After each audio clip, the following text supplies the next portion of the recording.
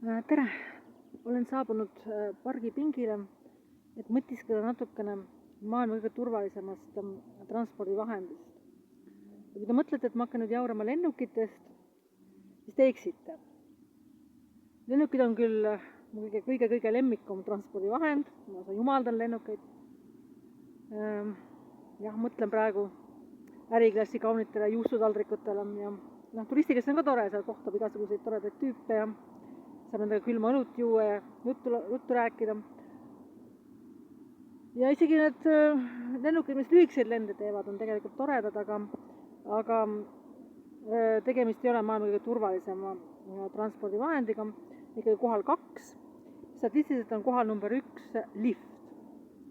Et nagu ma aru saan, sattuda lifti õnnetusse on äärmiselt ebatõenäoline, praktiliselt võimatu ja teine võib euromiljonitega mingi, ma ei tea, 7 triljonit eurot võita, midagi sellist. Aga see on minu jaoks väga huvitav, sest 20 aastat tagasi, kui ma elasin Barcelonas Penitentsi metroojaama lähedal,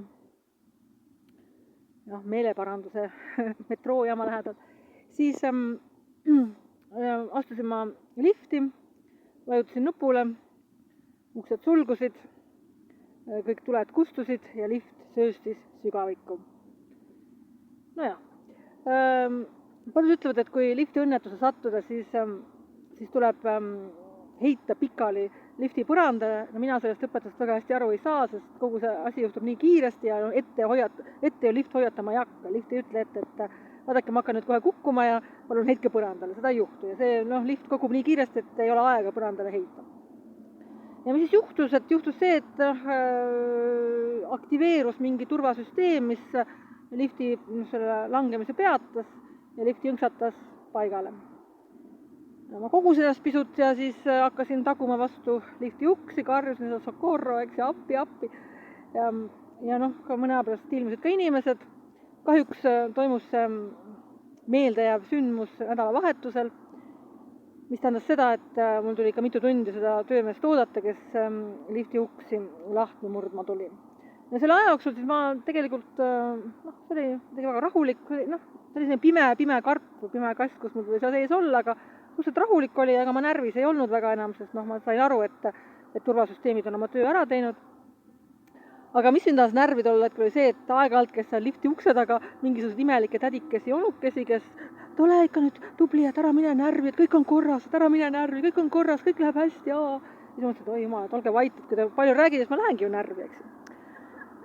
Ja siis mõne tunni möödudes tuligi see töömees ja murdis need uksed lahti. Ja siis mis juhtus oli, et lift oli peatunud 2 korruse vahel, kahjuks ei peatu õiges kohas, kui nad kukuvad.